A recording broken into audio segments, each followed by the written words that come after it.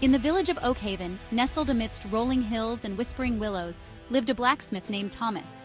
He was known for his strong arms and even stronger steel, but Thomas harbored a secret fear, a fear of the unknown that left him longing for adventure, yet clinging to the safety of his forge. One star-strewn night, a cloaked stranger arrived at his door. The stranger spoke of a hidden moonlit garden, rumored to hold untold wonders and guarded by ancient magic. He spoke of a terrifying dragon, its scales shimmering like 1,000 sunsets, its breath a scorching inferno that terrorized the land beyond the garden. Thomas, torn between fear and the allure of the unknown, felt a spark ignite within him. The stranger's voice was a low thrum, almost a melody, as he spoke of the garden.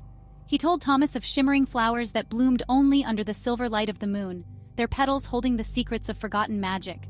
He spoke of a silent guardian, a tree older than time, its roots intertwined with the earth's very heart.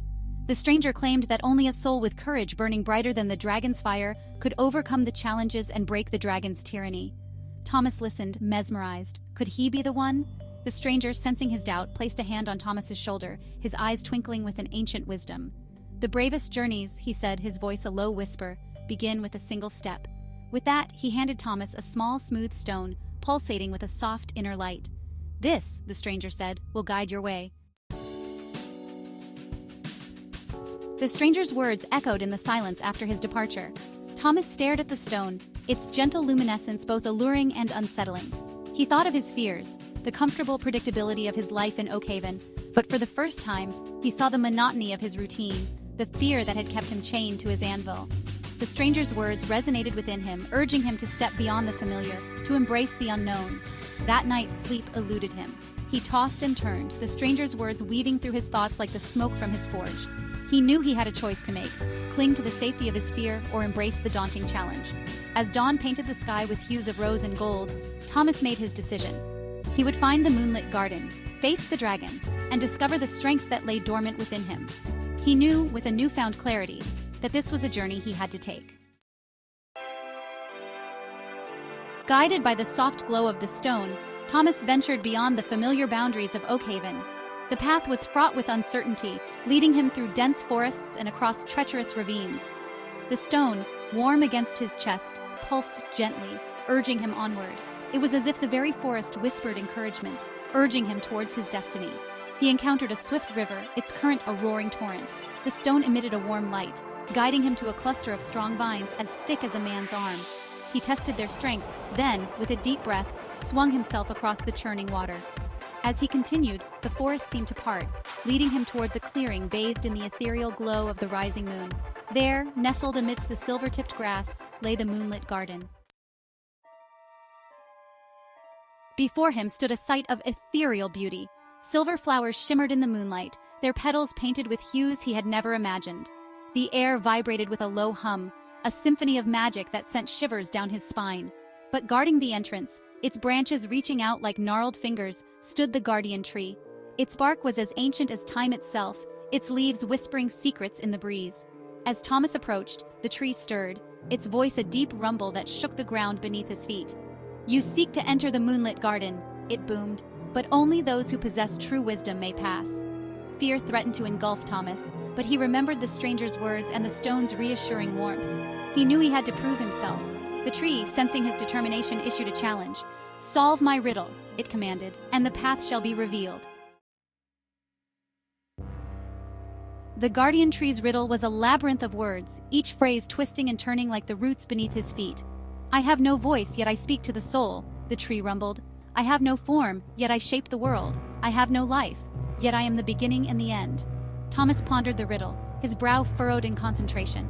The words seemed to echo the rustling leaves, the murmuring wind, the very essence of the ancient forest surrounding him. Then, as the moon climbed higher in the sky, casting dancing shadows across the clearing, the answer came to him. "Time," he whispered, his voice filled with awe. The tree, its branches swaying gently, acknowledged his answer. The path ahead, veiled by shimmering vines, opened before him. As Thomas stepped forward, he felt a surge of gratitude for the wisdom he had gained through his craft, for it was the patience of shaping metal that had taught him the value of time. The path beyond the guardian tree led through a treacherous swamp, its surface a shimmering illusion of solid ground. With each step, Thomas felt a tremor of uncertainty, but the stone continued to guide him, its glow illuminating the path ahead. Eerie whispers seemed to emanate from the swamp, testing his resolve, but he pressed on, his fear slowly giving way to a steely determination. After what felt like an eternity, the oppressive darkness of the swamp began to lift.